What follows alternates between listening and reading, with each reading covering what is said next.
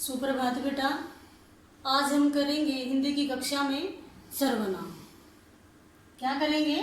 सर्वनाम। जिनका प्रयोग, जिन शब्दों का प्रयोग संज्ञा के स्थान पर किया जाए उन्हें सर्वनाम कहते हैं। किसके स्थान पर? संज्ञा के स्थान पर। जिनका प्रयोग संज्ञा के स्थान पर किया जाता है उन्हें क्या कहते हैं? सर्वनाम। सर्वनाम शब्द का अर्थ क्या है? अगर हम इस शब्द का अर्थ करेंगे तो क्या हो जाएगा, देखना। सर्वनाम, सर्व यानी सबका, नाम, सबका नाम। क्या अर्थ हो गया इसका? सबका नाम। वैसे तो प्रत्येक वस्तु का एक नाम होता है, लेकिन ऐसे शब्द जो सब की जगह प्रयोग हो जाए। वैसे तो प्रत्येक वस्तु का अपना अपना नाम होता है, लेकिन सर्वनाम ऐसे शब्द होते हैं जो सबके लिए वहाँ प्रयोग किया जा सकता है उस सर्वनाम को। जैसे महेंद्र सिंह धोनी, महेंद्र सिंह धोनी, कपिल देव और विराट कोहली। ये शब्द है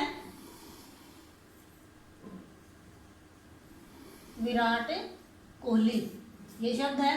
तो इसमें हम देखेंगे कि महेंद्र सिंह धोनी, कपिल देव और विराट कोहली, इन तीनों के लिए क्या आ जाएगा? ये सब बहुत अच्छे खिलाड़ी हैं, खिलाड़ी हैं। क्या आया यहाँ? देखो बेटा, मैंने अभी बताया था ना, सबका नाम, यानी अनेक नामों की जगह सबके लिए एक ही सर्वनाम आ जाना, उसे सर्वनाम कहते हैं, सबका नाम। ये देखो, अब यहाँ क्या है? ये तीनों की जगह क्या आ गया? महेंद्र सिंह धोनी, कपिल देव और विराट कोहली, ये सब बहुत अच्छे खिलाड़ी हैं। तो ये क्या है? सर्वनाम।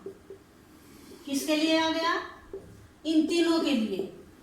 यानी ऐसा नाम जो सबके लिए प्रयोग में लाया जा सके, वह क्या होता है?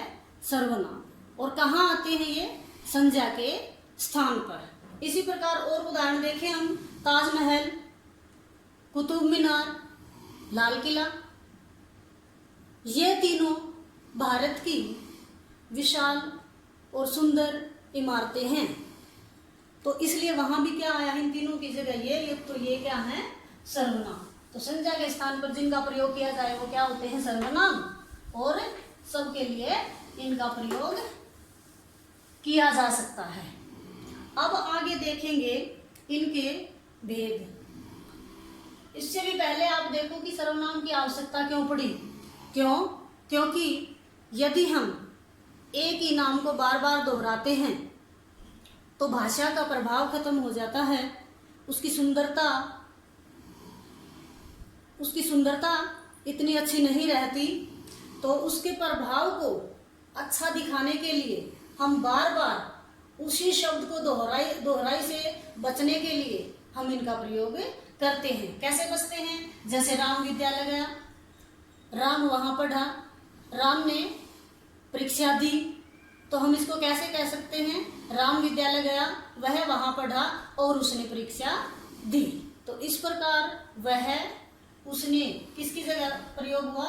राम की जगह। तो जो संज्ञा को हटाकर उसकी जगह सुंदरता लाने के लिए अर्थ वही रहता है, जिनका प्रयोग किया जाता है वो क्या होते हैं? सर्वनाम। अब आता है सर्वनाम के भेद। सबसे पहले है पुरुषवाचक, पुरुषवाचक सर्वनाम।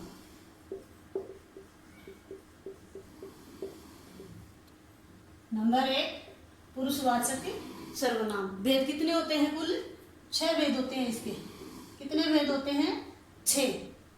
नंबर 1 पुरुषवाचक, नंबर 2 निश्चयवाचक, नंबर 3 अनिश्चयवाचक।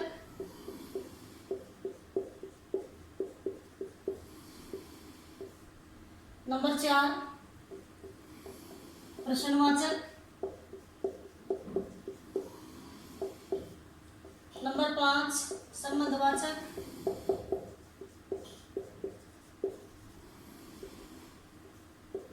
नंबर 6 निजवाचक।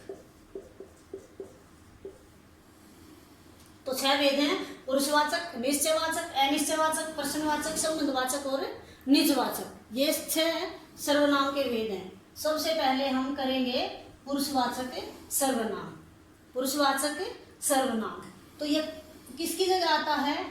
देखो बेटा, वक्ता, श्रोता और अन्य व्यक्ति के लिए। किसके लिए? वक्ता, श्रोता और अन्य व्यक्ति के लिए। इनका प्रयोग वक्ता, श्रोता और अन्य व्यक्ति के लिए किया जाता है। उन्हें हम पुरुषवाचक सर्वनाम कहते हैं। जिनका प्रयोग वक्ता, श्रोता, अन्य व्यक्ति के लिए किया जाए उन्हें हम पुरुषवाचक सर्वनाम कहते हैं। अब यहाँ देखो, वक्ता क्या होता है? बोलने वाला। वक्ता कौन होता है? बोलने वाला। और श्रोता सुनने वाला। श्रोता कौन होता है? सुनने वाला। और अन्य जो यहाँ नहीं है। अन्य कौन होता है? जो यहाँ नहीं है। तो अब हम इसके पुरुषवाचक सर्वनाम के 3 भेद होते हैं। क्या होते हैं? 3 भेद होते हैं पुरुषवाचक सर्वनाम के।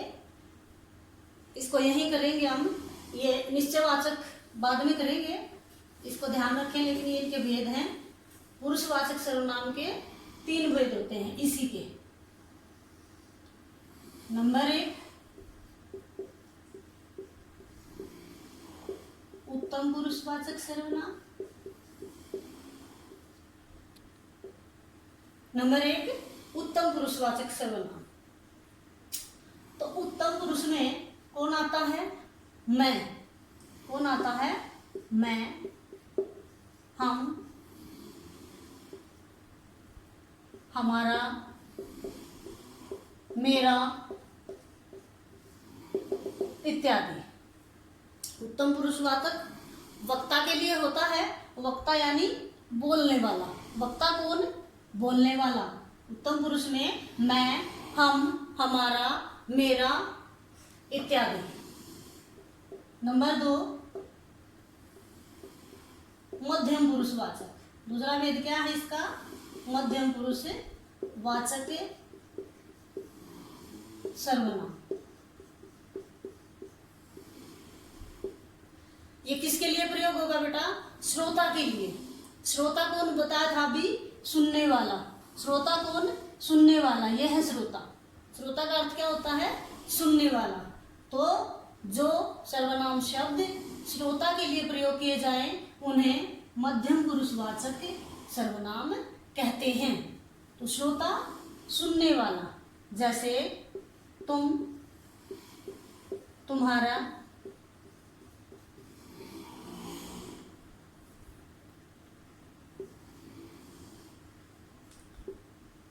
तुम्हारी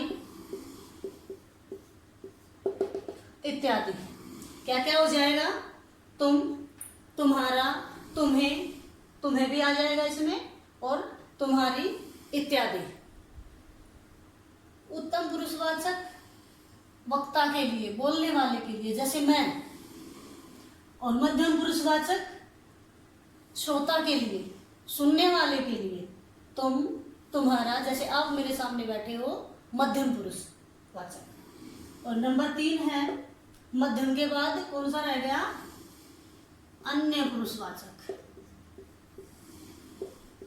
नंबर 3 अन्य पुरुषवाचक, जो अन्य के लिए प्रयोग होते हैं। जो अन्य के लिए प्रयोग होते हैं।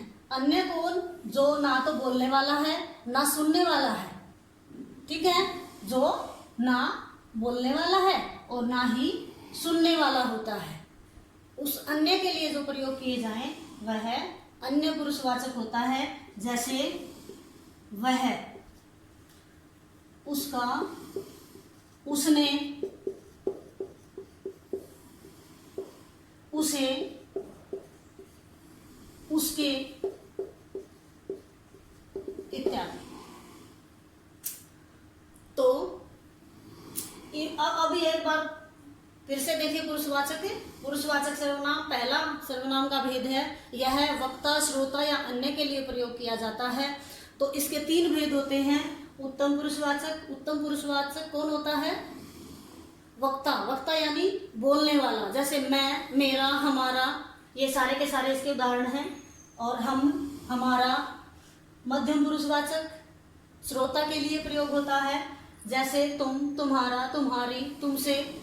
और अन्य पुरुषवाचक अन्य के लिए जो ना तो श्रोता होता है और ना ही वक्ता, इसके अतिरिक्त जो भी बचे उनके लिए इनका प्रयोग होता है, जैसे वह, उसका, उसने और उसके इत्यादि।